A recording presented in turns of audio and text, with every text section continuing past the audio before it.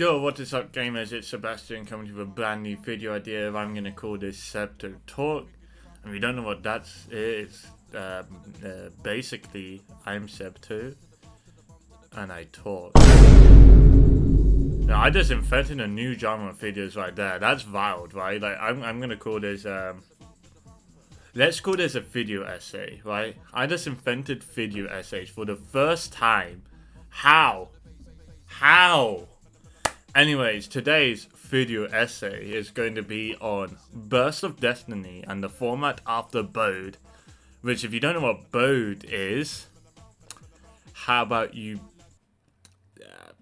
both of these nuts? Oh, I'm sick. Your mum. Anyways, let's get into it. And so to go over the format, I'm gonna refer to things in tiers, but I'm not lame, so we're not gonna do like tier 1, tier 2, etc. We're gonna do S tier. Oh, just hands. So let's get on with it. S tier. First deck is gonna be Phantom Knights. This deck is sick. It sets up an FTK board, destroy Phoenix Enforcer, makes that deck so much stronger. And you may be thinking, okay, so if this deck is really good into hand traps, we should just play board breakers, right? And that's going to be a pattern you see with a lot of these decks is, ooh, this combo deck's very strong, let's play some board breakers instead of hand traps since it's resilient. Guess what, fucker?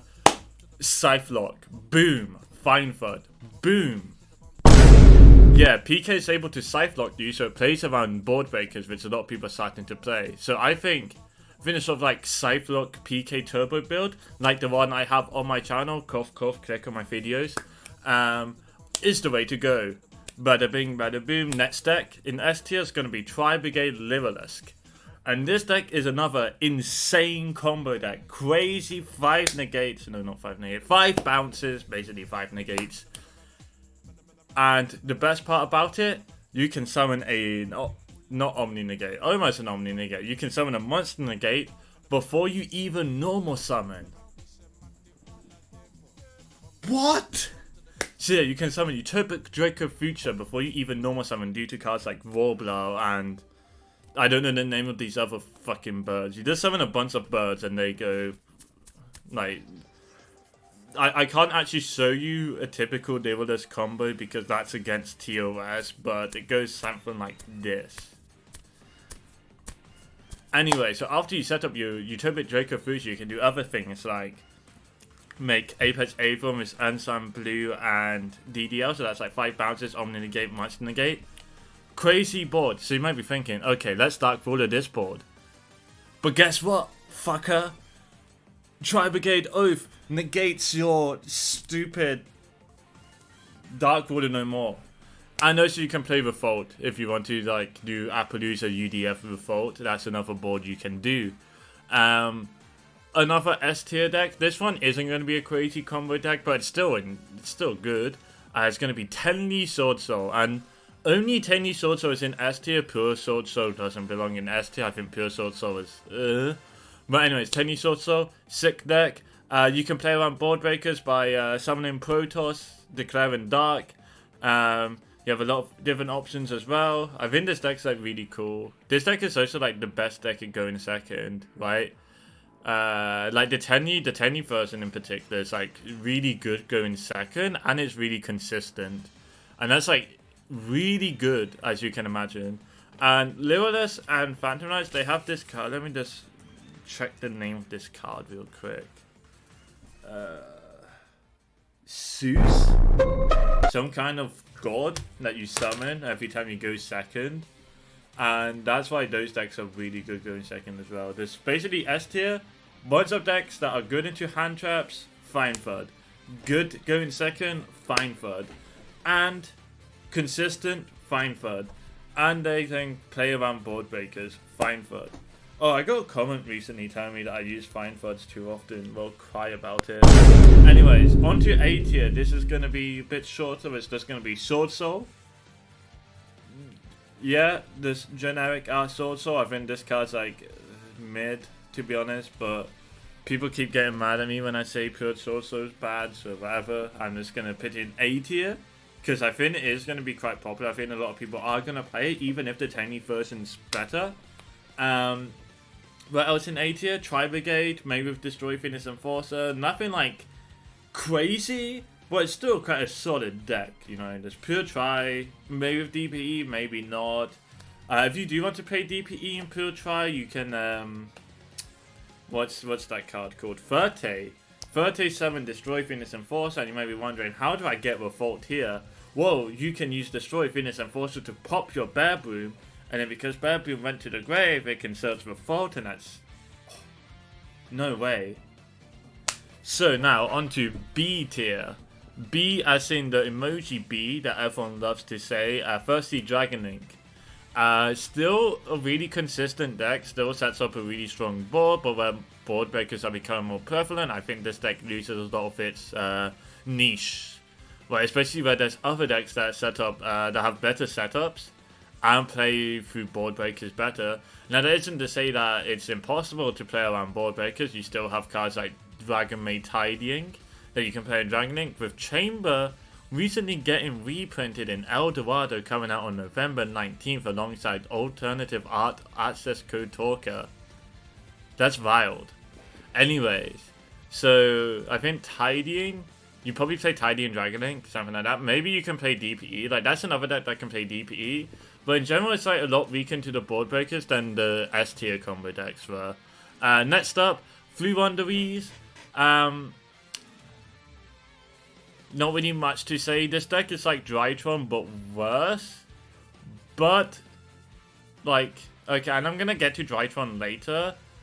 The nice thing about Flu Wonderies is that no one knows how to hand trap it, and also it's very strong into the decks we have at the moment. That it's very strong into Phantom Knights, and it's very strong into Triluralisk. So it's like, it's a bit weird. Personally, I would get the deck now because it's so cheap if you are interested in playing that deck. But I think it's a very solid deck, very good deck. Next up, Infoctador Dogmatica. The nice thing about this is that in a combo heavy format, this deck is always going to be relevant. So which is why I put this in B tier. But basically it's Summon Rinder. Like, oh wow, combo decks are like, all the best decks right now are heavy combo. Damn, would be wild if I summoned Rinder. Anyways, next deck, Virtual World. You may be wondering, why the fuck is Virtual World here?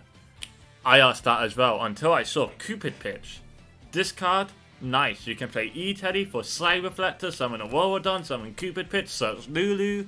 How? Consistency, how?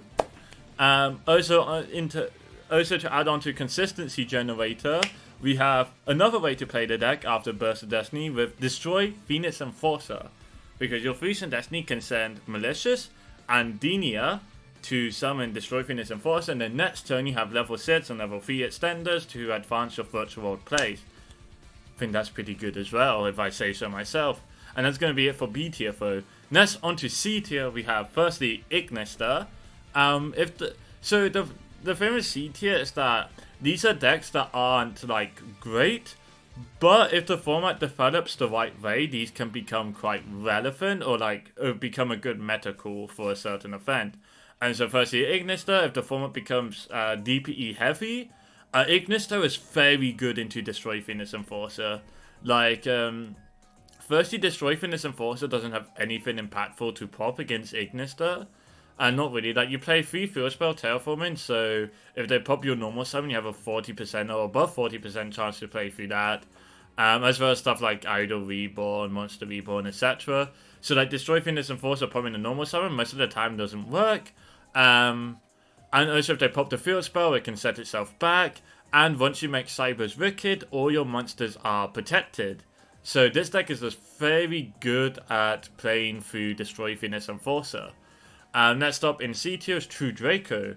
Again, like if you look at the sort of like really strong decks at the moment, like Phantom Knights, Triluralisk, Sword Soul, all these decks, why would you play them when you can just set Apocalypse, Tribute Summon, Ignis, pop the board, boom, explosion. So I think True Draco is like very good. True Draco is like always like nice into the sort of combo decks because you just break any boards. Like this deck is so good at breaking boards. And next up in C tier is going to be Eldritch. This is like if we see more Fluonderies and Phantom Knights and Triliridas more than anything else. This deck is like, I don't know, traps are good, I guess. I'm always gonna write off Eldritch, but I wouldn't be surprised if this like wins an event in like some sort of heavy anti-combo build. Cause like a lot of the decks right now are kind of poopy into traps, like set 5 pass. But at the same time, you have to consider like Destroy, Fitness, and Forcer is going to shit on an Eldritch player's days most of the time. Finally, in C tier, Pendulum. This deck gains a lot. Like this deck has gained a lot. Firstly, with Baronet, you can do like Baroness combos, which is nice. This is a deck that can also do like Hauki Dagda, and then your Hauki can summon Wonder Magician, pop Scythe, and you can go Wonder Magician Scythe, quick effect, Synchro into Baronet. And I think that's really sad. I think that's a really cool play. Other things that Pendulum has gained has been like Destroy, Phoenix, Enforcer. You can, if you destroy Phoenix Enforcer with Pendulum Graph, you pop like 4 cards. Wow, like you do the trap Pendulum Graph, like target your poison. Then you destroy Phoenix Enforcer, pop that purple poison, the card your opponent controls. So Pendulum Graph ends up popping 2 cards because it didn't pop the purple poison. The purple poison pops another card, and Destroy Phoenix Enforcer pops a card. That's 4 pops off of this like 2 interactions. That's pretty wild. On top of the rest of your Pendulum board. So I don't know if Pendulum is going to be necessarily a really good deck, but I think it has a lot of potential to end up like you can build it right and maybe you'll do well. Finally, in D tier, this is decks that I think are trash, but they have their dedicated players that will probably still play it regardless. Firstly, Hero. This deck is like, okay, D tier is like, they're fine, not trash, right? I don't think Hero is trash. The Dark Claw's really good. Destroy Fitness Enforcer is nice because if you get nibbed, you can chain DPE and then it brings itself back. So you have like some sort of way to play around nib because you still have interaction after being nibbed, and that's like nice as well. I think like going second, this deck is really nuts as well. Like obviously not into Scythe, but not everyone's playing Phantom Knight, so Copium is fine. And let's up in D tier, Prankers, 1 meow meow, ha ha!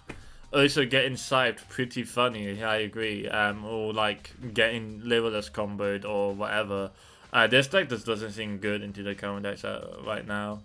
Also like Prankers going first, like their turn 1 setup doesn't seem that amazing either right now. Like against stuff like Tenny Sword Soul and Phantom Knights and Liverless.